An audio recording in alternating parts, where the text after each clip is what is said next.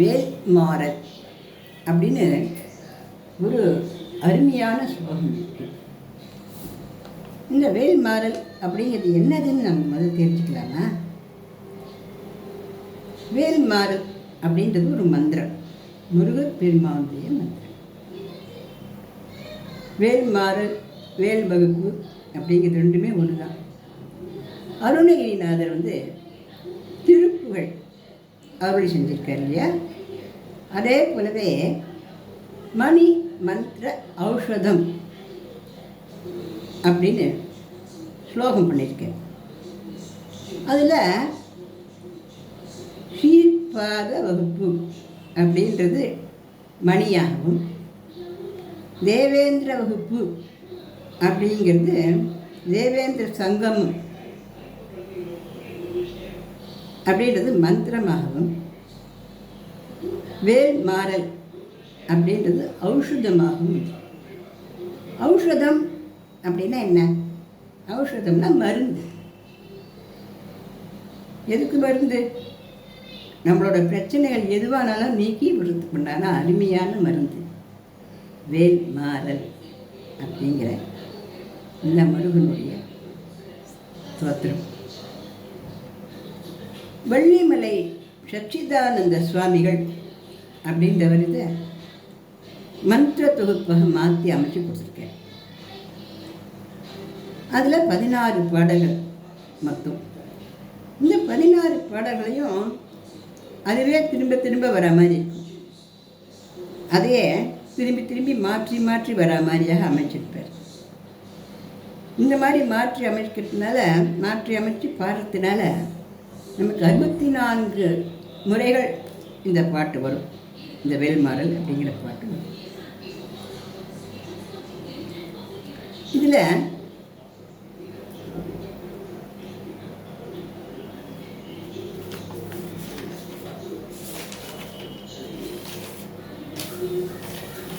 திருத்தணியில் உதித்தருளும் அப்படிங்கிற லைனை முதல்ல ஒரு 20 முறைகள் பாடினோம். முதல்ல வேலும் மயிலும் சேவலும் துணை அப்படின்னு ஒரு 12 முறை சொல்லிட்டு, அப்புறம் கணபதி தான் எல்லாத்துக்கும் மூலாதாரமானவர், அவருடைய ஸ்லோகத்தை சொல்லிட்டு, அதுக்கப்புறமா திருத்தணியில் உதித்தருளும் அப்படின்னு ஆரம்பிக்கிற அந்த லைனை 20 முறைகள் சொல்லிட்டு, அப்புறம் பருத்த முலை சிறுத்த இடை அப்படின்னு ஆரம்பிக்கும். அந்த பாட்டை பாடிட்டு திருப்பி திருத்தணியில் உதித்தருளும் அப்படிங்கிறத பாடணும். இப்படி பாடுறதுனால என்னென்னா, இது ஒன்று மந்திர சொற்கள், ஔஷத சொற்கள், ஒன்று மருத்துவ சொற்கள். அதாவது மருத்துவர்கள் யார் நமக்கெல்லாம்? சாட்சாத் அந்த முருகப்பெருமான் தான். கடவுள் தான் நமக்கெல்லாம் மருத்துவர். மருத்துவருக்கு அந்த சமயத்தில் மருந்து கிடச்சி நம்ம காப்பாற்றப்படுறோம்னு அது காரணம் நம்ம படைச்சவர் தானே. அதனால் கடவுள் தான் மருத்துவர். அவரை பற்றின இந்த வேல்மாறல் அப்படிங்கிற இந்த ஸ்லோகம் மிகப்பெரிய ஆற்றல் மிக்கது. இந்த அற்புதமான பதிகம் வேலுடைய பெருமையை பற்றி சொல்கிறது. முருகப்பெருமானுடைய வேலினுடைய பெருமை அளவிட முடியாதது. ஏன்னா அந்த வேலை கோவிலை மூலஸ்தானத்தில் வச்சு ஆராதிக்கக்கூடிய சக்தி வாய்ந்தது. ஞானமாகியது அந்த வேல். அண்டத்தில் அனைத்து சக்திகளையும் ஒன்றாக கூட்டி 1000 கோடி சூரியன்களை உருக்கி வார்த்து அதுக்கு சக்தி ஊட்டி அம்பாளுடைய பாசத்தினால இந்த அம்பாளுடைய சக்தியும் கூட்டி கொடுத்தார். அப்படிப்பட்ட வேலுக்கு சக்திக்கு எவ்வளோ பெரிய சக்தி வாய்ந்தது அப்படின்னு சொல்கிறதுக்கு கணக்கே இல்லை. அது நம்மளெல்லாம் காப்பாற்றும், நம்மளை ஓடி காப்பாற்றும். வேல்மொழியை ரொம்ப பக்தி ஸ்ரத்தையோடு ரொம்ப ஆச்சாரத்தோடு பண்ணணும். அப்படி அந்த அளவுக்கு ஆச்சாரம், அந்த வேலெல்லாம் வச்சு அந்த அளவுக்கு ரொம்ப பக்தி நமக்கு எவ்வளோ இருக்கோ அதெல்லாம் பகவான் கொடுக்கறது தான். நம்ம பக்தியோடு பண்ணணும்.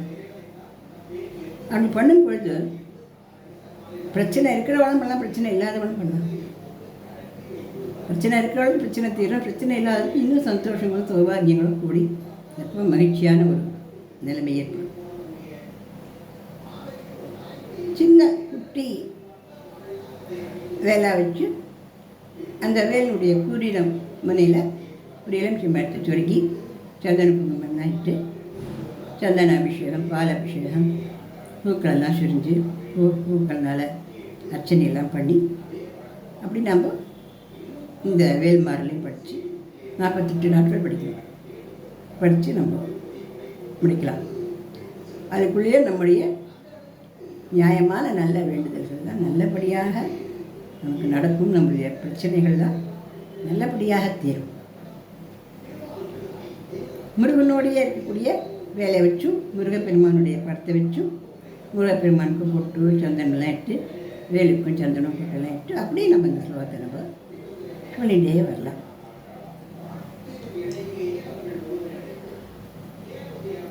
வேல்மாறு அதையும் நான் வரும் பதிவுகளை எல்லாருக்கும் கற்றுக் கொடுக்கணும்னு முருகனுடைய அருளால் ஆசைப்பட்டுருக்கேன். அது நடக்கும்னு நினைக்கிறேன். இந்த பதிவு பிடிச்சிருந்ததுன்னா நீங்கள் ஷேர் பண்ணுங்கள், லைக் பண்ணுங்கள், சப்ஸ்கிரைப் பண்ணுங்கள்.